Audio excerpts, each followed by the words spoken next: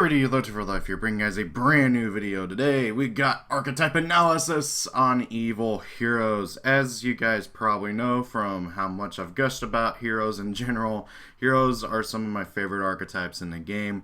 There's technically 5 hero archetypes: Elemental, Masked, Destiny, Vision, and of course Evil. You can argue 6 now thanks to extra heroes, and arguably 7 since Neospacians with the Elemental Hero Neo stuff is their own thing, but there's 5 core archetypes. And evil heroes have always been kind of left in the dust. They finally, however, got recent support that makes the deck kind of relevant. I have to say kinda, because evil heroes as an archetype are still not relevant.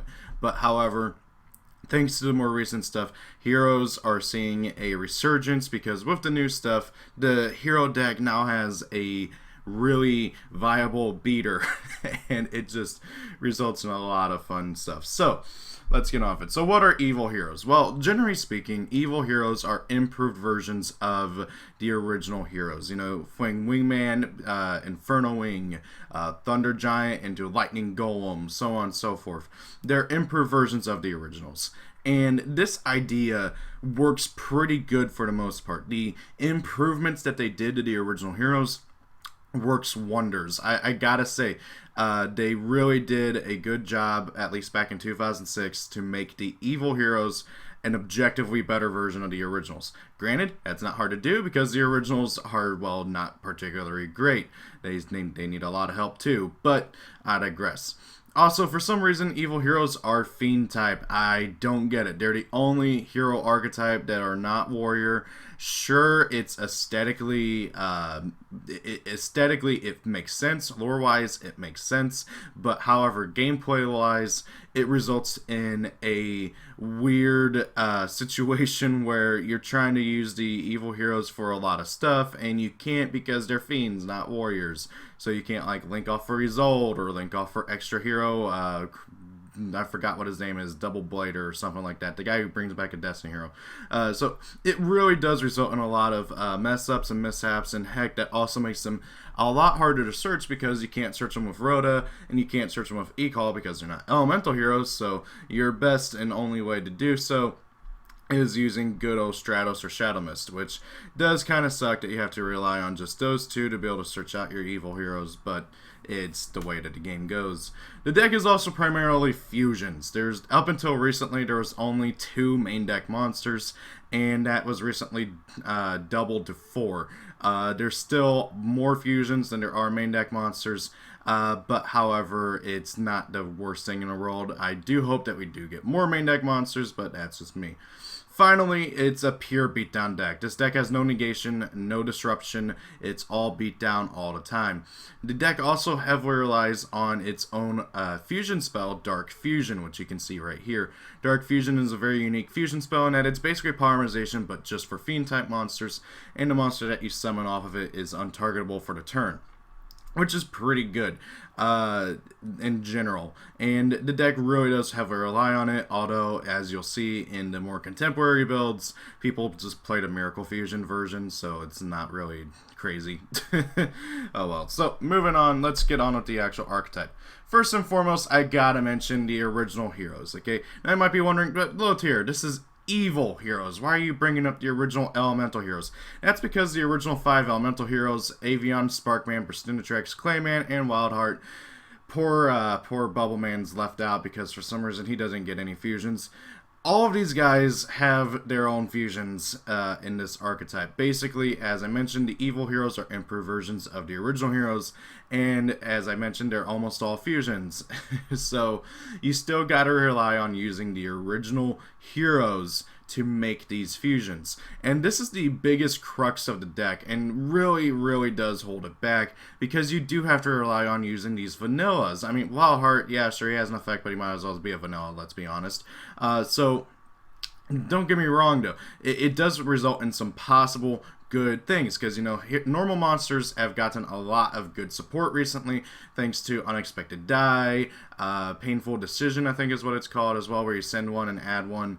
There is a lot of good to have with normal monsters, but however, you'd much rather have effect monsters that, you know, actually do something other than just being bricks in your hand to make your fusion monsters.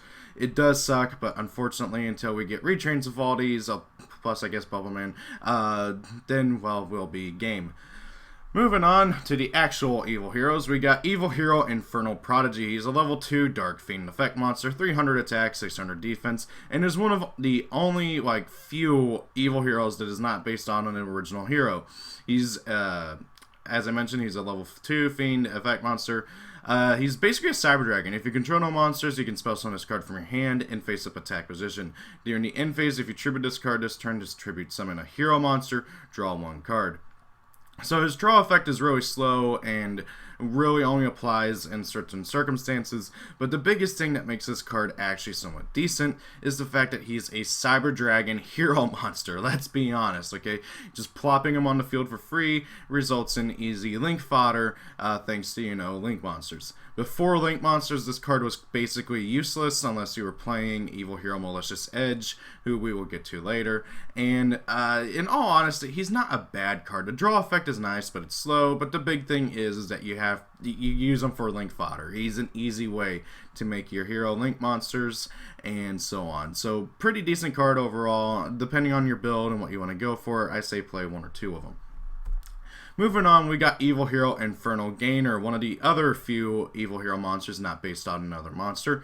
He's a level 4 Earth Fiend for some reason. Effect monster with 1600 attack and 0 defense. During your main phase, you can banish this card and target 1 Fiend monster you control. That target can make a second attack during each battle phase. During your second standby phase after this effect was activated, special summon this banished card in attack position. This card is really, really good. 1600 attack is not half bad for a level 4 hero, and the biggest thing really is that double attacking. You banish him, you target one of your big evil heroes or any other fiend. This guy can be splashing other fiend archetypes too. It's kind of funny. That fiend gets 2 attacks, and then, Infernal Gainer comes back in 2 turns. So that is really, really good overall. I recommend playing one of them just because you don't typically want to draw him. He's a good summon off of the next card we're going to talk about. Well, actually not the next card, but the one after that. And he's just a generally good card for going out for game because basically how heroes are being played now is you're mostly trying to OTK and such, and you can do it pretty consistently, especially with Infernal Gainer. So yeah, pretty good card overall. Moving on, we got arguably the best card in the deck, Evil Hero Adusted Gold. He's a level 4 Light Fiend effect monster. You can discard this card, add 1 Dark Fusion, or 1 card that specifically lists Dark Fusion in its text from your deck to your hand, except the copy of itself. You can only use this effect of Adusted Gold once per turn, and he cannot attack unless you control a fusion monster. Moreover, he has 2100 attack and 800 defense, but that's irrelevant because you're literally just using this guy to discard him to search out Dark Fusion, Dark Calling, or any of the other cards that list Dark Fusion. He has great stats overall and is easily searchable thanks to Shadow Mist and Stratos. Depending on your build and what you're trying to do with the deck, I recommend playing any number of 1 through 3 of this. You'll see the contemporary meta builds are only playing 1, maybe 2, just to see it more often. But however, with those builds, you only really need 1 anyways, because typically speaking, you're going to try and close out the game after you use this effect. So yeah, just keep that in mind. Moving on, we got the next guy, Evil Hero Sinister Necrom. He's a level 5, 1600 attack, 1800 defense, and is based off of the elemental hero Necro Shade. He's a fiend as well, just like the others. You can banish this card from your graveyard, special summon 1 evil hero monster from your hand or deck, except a copy of himself. You can only use this effect of Sinister Necrom once per turn. Sinister Necrom is a great card. However, he doesn't have many great targets for his effect. You really only arguably have 2, that being YgoAmino Infernal Gainer, and the next card we'll talk about, YgoAmino Evil Hero Malicious Edge. And even then, you don't see builds playing Malicious Edge as much these days, but however, I digress. This card will only get better as the deck gets more support. If the deck gets more main deck monsters, you increase the number of Sinister Necrom you play. This card's great overall, and it just dawned on me he looks like Lord Zed from Power Rangers. Darn it. So yeah, play 1 to 2. Play more if the deck ever gets better support in the future. He's a horrible dead draw, though, so you got to be careful of that. Next up, we got Evil Hero Malicious Edge. He's a level 7 Earth Fiend effect monster of 2600 attack and 1800 defense, and is based on the elemental hero Blade Edge. Speaking of, he has the exact same effect where he does piercing. And the only thing they added to him to make him better is that you can tribute summon him with one monster if your opponent controls a monster. That's okay. He's a big beater who does piercing and is just super edgy overall. He's not half bad for what he was back in the day, but nowadays he's literally just kind of there. If you play him in a more contemporary build of heroes, you risk the possibility of dead drawing him, which isn't too bad because he's easy fusion fodder for two of the big evil hero fusion monsters. And honestly, if you're going for game and stuff, he really is a good target to summon off of Necrom to push for more damage, because 2600 is nothing to really laugh at. That being said, I can see why people aren't playing him, because, well, he doesn't do much. He's just a piercer, and how often do you see people put monsters in defense these days? Moving on to the fusion monsters, we got Evil Hero Inferno Wing. My personal favorite, because it's the Evil Hero version of Flame Wingman, but that's digress. So yeah, anyways, it's a level 6, 2100 attack, 1200 defense, same stats as Flame Wingman. It's a fire, if I remember right. Flame Wingman is a wind, if I remember right. Fiend fusion effect monster, needs Avion and Persistinatrix to go into, must be special summoned with Dark Fusion, and cannot be special summoned by other ways. If it attacks a defense position monster, inflict piercing battle damage to your opponent. When this card destroys a monster by battle and sends it to the graveyard, inflict damage to your opponent equal to either the attack or defense, whichever is higher, of the destroyed monster to the graveyard. So this is a really good card in terms of improvements from Fling Wingman. For those who don't remember, Fling Wingman literally just does burn damage based on the attack of the monster it kills in battle. So Inferno Wing does piercing, and then can either do more damage based on whichever is higher between the attack and defense, meaning if she runs over something with low attack but high defense, well, your opponent's going to be taking a lot more burn damage than normal. So this card is one of the examples of what they did to really improve upon the original heroes, and for that, it's not half bad. And it really does help for going for game and the beatdown strategy. That being said, obviously in modern Yu-Gi-Oh! It's not the greatest thing in the world, because it doesn't negate, doesn't disrupt, doesn't blah blah blah blah blah blah blah. So it's honestly, if you're playing the original, like if you're focusing on the original evil heroes and stuff, you play 1 to 2 of it, depending on how many Persistinatrix and Avion you're playing. So yeah, just kind of that. Obviously, if you're playing a more contemporary build of evil heroes, don't even worry about anybody in this list other than you know who. So moving on, we got Evil Hero Infernal Sniper. She's a level, or he, I can't tell. Rampart Blaster was a girl. They seem to gender bend Fling Wingman and I guess Rampart Blaster for this. Anyway, so Infernal Sniper is a level 6 fire fiend fusion effect monster of 2000 attack and 2500 defense. Needs Clayman and Persistinatrix to go into. Must be special summoned with Dark Fusion and cannot be special summoned by other ways. This card cannot be stored by spell cards. During each of your standby phases, inflict 1000 damage to your opponent. This card must be in face-up defense position to activate and resolve this effect. This card's not half bad. Back in the day, like especially like a long time ago, it really wasn't that half bad, because you could just wall up with a bunch of these and just pick apart your opponent's life points turn by turn, with it being really obnoxious to get over. Being immune to destruction spells, has incredibly high defense. I mean, it's not like incredibly high, but it's pretty high. And then the 1000 burn every standby phase is just perfect. And then, of course, if you are pretty close to game and you think you can do it, you can switch them all to attack mode and go for game. Obviously, you can't do it anymore thanks to Astro 4, but it was a good card back in the day. That being said, nowadays, really not that great. It's good for walling up and for picking at your opponent's life points turn by turn, just adding on that a little bit. But you'd much rather make something else. It is a good improvement on Rampart Blaster, I gotta say. Granted, I'd argue Rampart Blaster is one of the worst of the original Elemental Hero fusions, so they really didn't have to do much to improve upon her. Rampart Blaster had the effect where it could attack directly while, it could attack while in defense position, but basically, if I remember right, your opponent had to control no monsters or something like that, and it was just not a good card overall. Oh yeah, and the damage was halved, so yeah. And it applied attack instead of defense. That was the big thing. Like, okay, if you're gonna let me attack it in defense, let me also attack using my defense. So Sniper kind of does a middle ground of that, just doing burn damage and being indestructible by spell cards. Pretty good overall for a like 2006 fusion. If you're focusing on your original evil heroes, I'd say 1 to 2 depending on what you feel like and what you have for your extra deck space. So there you go.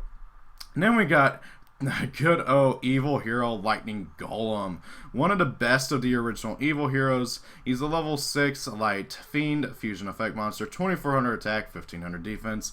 Needs Sparkman and Clayman to go into. Must be special summoned with Dark Fusion and cannot be special summoned by other ways. Once per turn, you can target one monster in the field, destroy it. This is one of the best of the original evil heroes because it literally is just a once per turn free destruction. Oh, I have this big beater who has 2400 attack and I'm just going to get a free pop every turn. Pop, pop, pop, pop, pop.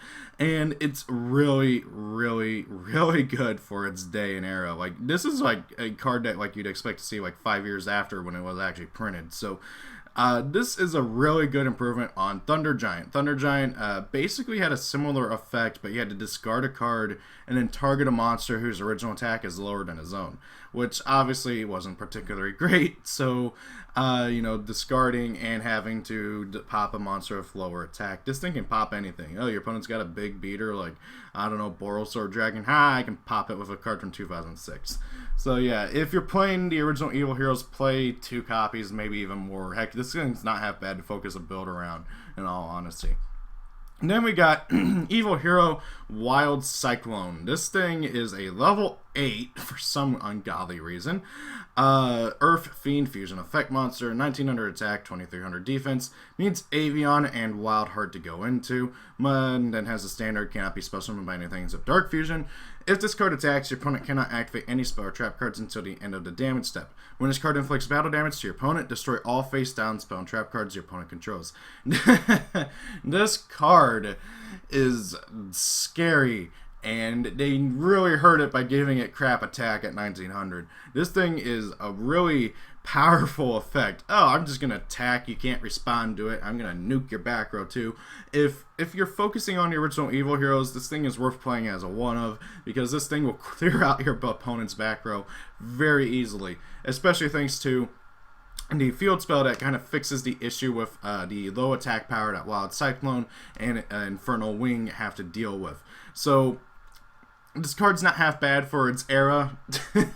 It just really is held back by that attack stat. So yeah, he's definitely worth playing as a one of in more old builds of evil heroes. So yeah, pretty good. Then we got arguably the most meta-relevant evil hero up until the, well, you know who, Evil Hero Dark Gaia. He's a level 8 Earth Fiend Diffusion effect monster with question mark attack power and 0 defense. He needs a fusion monster and, a fiend monster and a rock monster to go into. Very weird considering everything else. And I do believe he is not based on any past hero monster. Arguably, he's based off of Elemental Hero Gaia, but she actually, or he, I don't know, actually didn't come out until like a few years after Dark Gaia, so that's kind of weird. And I forgot to mention it, but Wild Cyclone is a vast improvement on Wild Wingman, because Wild Wingman, his effect was just to discard a card and pop a spell or trap card. Wild Cyclone says, screw your whole back row. So, moving back on to Dark Gaia. Dark Gaia, like with the others, cannot be summoned except with Dark Fusion. His original attack is equal to the combined original attack of the fusion material monsters used to fusion summon it. When it declares an attack, you can change all defense monsters your opponent controls to face-up attack position. Flip effects are not activated at this time. This is a scary monster because you can totally focus on a whole build on this. In fact, that's actually what this thing needs. You need to focus on a build around this card. You cannot just splash it into any hero deck. I mean, arguably you can with Super Poly and the field spell out, but that's a very niche situation. But however, Dark Gaia, there's a reason this thing was the most meta relevant version of like evil heroes in general, because the deck was actually meta for a very short time until it got phased out by a better deck very quickly. I think it was only like relevant for like a week or two, really, in all honesty. And you can get this thing to such high attack power, it's ridiculous. And of course, if you can get multiples out, your chances of OTKing your opponent, it just goes up. Speaking of, you play as many as possible for that build. So yeah, play 3 or 2 depending on what you want to play in your extract. Moving on, we got the original boss monster, Evil Hero Malicious Fiend. He is, I believe, a level 10. Let me double check that. 1, 2, 3, 4, 5, 6, 7, 8. No, he's a level 8. Okay. He's a level 8 Fiend Fusion monster, Fire, 3,500 attack, 2,100 defense.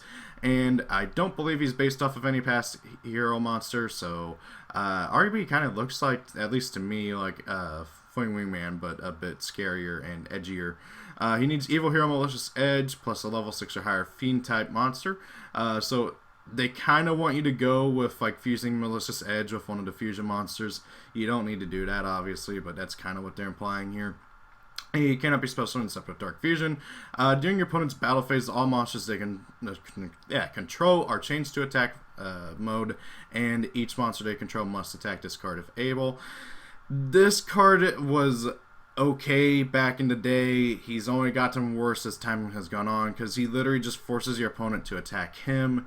He's a nice beater and nice as a card to summon off of like Dark Calling in case if like you really need to. So I'd say if you're playing the original Evil Heroes and going for that kind of build, he's a good one of. But if you're not, he's not relevant at all.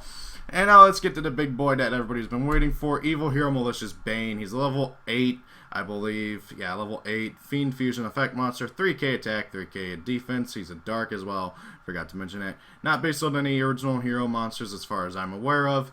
And it needs one Evil Hero monster plus a level 5 or higher monster to go into. So he's kind of a bit easier to make over Malicious Fiend. Must be summoned by Dark Fusion. Cannot be destroyed by battle or of card effects. During your main phase, you can destroy all monsters your opponent controls with attack less than or equal to this card's. Also, this card gains 200 attack for each monster destroyed this way. Also, you cannot declare an attack for the rest of this turn except with hero monsters. You can only use this effect of Evil Hero Malicious Bane once per turn. Can you tell who was made in 2019 and not in 2006? So, yeah, Malicious Bane is a beast of a fusion monster. Very powerful, very scary, and it makes sense why this is almost a $90 card and is the centerpiece of modern hero decks. This thing is a walking nuke with beast stats, immune to any form of destruction, and is just an absurd powerful card that your opponent has to deal with. And really, realistically, the only way for them to deal with is to snatch it with Borreload. So, yeah. This thing's annoying as hell. You play 1 to 3 of it based on what you prefer and what your build is, but the more contemporary builds only play 1 of it because that's typically enough to kill your opponent. Also, just dawned on me, he kind of looks like Devilman. But I digress. So, yeah. That is all of the monsters. Moving on to the spells, we got Dark Fusion. And this is the fusion spell. We covered it earlier when I was talking about it. It's literally polymerization, but for fiend monsters, and also a special monster can be targeted by the opponent's spells, traps, and or card effects this turn. So it prevents your opponent from targeting it, which is pretty good. In modern contemporary builds of heroes, you don't see it played at all because people just play the Miracle Fusion counterpart to it. But if you're playing the standard Evil Heroes, or heck, even if you are playing the contemporary build, I recommend one of it in the more standard build. But if you're playing the original heroes, you play as many as you can because the original heroes focus on summoning everything, so you kind of need it for your fusions. Moving on, we got Dark Calling. It's literally Miracle Fusion. It lets you fuse from your hand or graveyard. Only lets you go into monsters that need Dark Fusion, and that's it. You fusion summon a fusion monster that needs Dark Fusion from your hand or by using materials from your hand or graveyard by banishing them. Pretty good card. You play 1 to 3 based on your build. If you're playing the more contemporary builds, you'll see people playing it at 1. And then we got Evil Mind, another one of the new cards. If you control a fiend monster, activate one of these effects based on a number of monsters in your opponent's graveyard. 1 or more, draw a card. 4 or more, add a hero or Dark Fusion from your deck to your hand. 10 or more, add Polymerization or 1 fusion spell from your deck to your hand. This card is just okay. It's a bad upstart goblin, to be 100% honest, because you're never going to worry about any of the other like effects other than the draw card. I mean, arguably the searching isn't, you know, going to happen once in a blue moon, but typically speaking, with this deck focusing on going second and your opponent likely not having a lot of monsters in the graveyard nowadays, you're not going to get anything more than maybe to draw and maybe to search for a hero or Dark Fusion. In all honesty, you're better off not playing this card because this card, it needs too much setup and relies too much on your opponent, so I wouldn't worry about it. Moving on, we got Supreme King's Castle. It's a field spell. You can fusion summon fusion monsters that must be spell summoned with Dark Fusion with effects other than Dark Fusion. Okay, so that's kind of confusing, but basically it lets you use cards to fusion summon your evil hero fusion monsters with cards other than Dark Fusion or Dark Calling. It's a pretty good card for what it wants to do in terms of that, but it does more stuff than just that. Once per turn during the damage calc, if your fiend monster battles an opponent's monster, you can send one evil hero monster from your deck or extra deck to the graveyard. Your monster gains attack equal to the level of the monster sent to the graveyard times 200 until the end of this turn, even if this card leaves the field. So, the reason why that is good is because, as I've mentioned, and as you've probably seen, the evil heroes focus on battling. They focus on attacking, and they're a real beatdown deck. The issue is that two of their best monsters from back in the day, especially most notably Wild Cyclone, they have garbage attack power. They can't punch over anything. So, King's Castle really helps with that because now Wild Cyclone can attack over monsters. You can attack over things with Inferno Wing. You can go for that burn damage. You can go for that Harpy's Feather Duster effect. This card makes that possible with those cards and also lets you do extra shenanigans by using Super Poly or Polymerization and all that other fun stuff. As for how many you're going to play, if you're playing the original like evil heroes, focusing on them, you play any number that you feel isn't worth it. It's very easily searchable thanks to good old Adusted Gold and other cards like Evil Mind and such, so it's not hard to get your hands on. Moreover, if you're playing 3 of it and running a 40-card deck, you're pretty much going to see it pretty commonly, so I'd say that's pretty good. If you're playing the modern builds of heroes, though, it's not worth it. There's no reason to really play it unless for the occasional, oh, I can Super Poly away for Bane. It doesn't happen at all very often, but it is nice to keep in mind for future like possibilities in terms of what the meta shapes out to be. So overall, this deck still needs a lot. As a lot of you might remember, I did an Archetype overhaul on it, and I'll make sure to link either the Archetype overhaul playlist or the video itself, but I did do a video covering that way back before they actually revealed any of the new stuff. I had no idea Konami was going to do this and give the deck more support, but it's not enough. The deck really needs a retrains of the original heroes, and I'm going to say that about retro heroes too. The original heroes, the main deck, original 6 elemental heroes, except maybe Bubble Man, need to be retrained. They really do. They need better effects. They need to grant effects to the fusion monsters used to summon them, and so on and so forth. Right now, the deck really does work better as an engine. Speaking about evil heroes as a whole. Evil heroes are commonly used in the more modern hero builds to really be able to add that extra oomph and firepower with Malicious Bane that is honestly really, really good. So, yeah, the deck, evil heroes as an archetype, still not playable really, or viable, as I should say, as a rogue contender right now. But if you're focusing on the evil hero, on the hero aspect overall, it's not half bad as an engine. Speaking of, here's a deck list of what I've been working on for a more original hero build with evil heroes. It's just kind of like my beta build, so if it's not particularly great and there's much to be improved on, I'm sure, so that's something to consider. If you're wondering about the side deck, this is stuff that I kind of was considering playing thanks to the normal build, but however, that's about it. And then if you're wondering about the more contemporary build, this is my version of it.